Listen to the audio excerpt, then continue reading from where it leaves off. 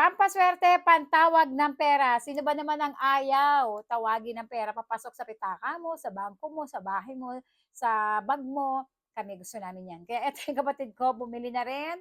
Year of the Rabbit siya. Eto yung sa akin.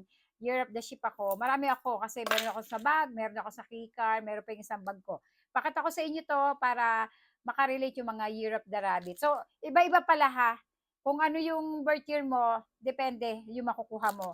Kaya iba tong sa kapatid ko, iba yung sa akin. So, ito yung laman niya. Unang-una na, etong card na to, yung ganito ko, nilagay ko sa wallet. Sabi ko sa kapatid niyo, ilagay niya sa wallet niya kasama ng pera kasi ito ang pantawag ng pera. Kita nyo, si Buddha siya na ang dami-dami niyang ginto. Gold is money. Next naman, meron din siyang kasamang cinnabar powder, ayan. And eto na. Charap! Kataksin niya. Ang ganda. Tingnan nyo to. Year of the Rabbit, ganito yung sa inyo. Di ba? Ang ganda niya. Year of the Rabbit. Yung sa akin, maliit lang. Tapos, ito yung coins niya. Dikit-dikit na. Tapos, ang ganda. And, ito naman yung kanyang jar. Yun nga lang yung jar niya medyo lumiit yung sa akin kasi malaki. Tapos, ito yung kumakain ng pera. Ayan, yan. 'Di ba? Kumakain siya ng pera, kakainin niya yung pera, dadalhin niya sa iyo. Tanggapin mo agad pagka kinain niya. Kailangan ma-receive mo agad 'yun. And I claim it. Ako, milyon-milyon na darating sa akin. I claim it, I claim it. Pakita ko sa inyo ha. Ito sa akin pala. Ito yung sa akin. Sa bag ko kasi eh. Ayoko na siya tanggalin. Ito yung jar ko. Tingnan nyo. Malaki yung jar. Oh. Etong jar niya. Depende nga yan ha. Depende. Tapos yung jar ko. Ayan oh. Yung jar ko, yung bukasan nito para malagay yung powder dito sa ilalim. Medyo mahirap na sa akin.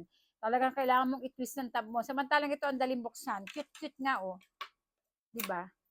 I-twist mo lang siya rito. Tapos, dito mo ilalagay yung cinnabar powder sa loob nito.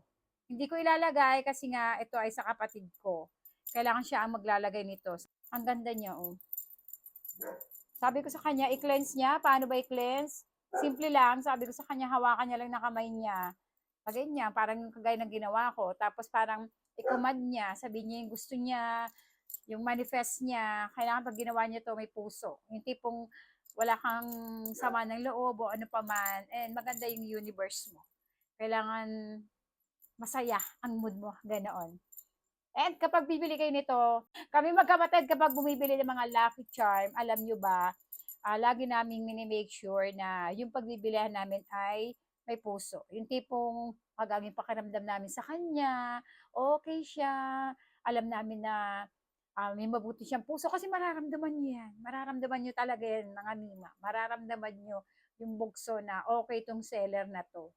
At ayun na nga, doon kami bumibili. Pantawag ng pera, pampaswerte. Again, iba-iba tayo na makukuha. Depende sa birth year nyo.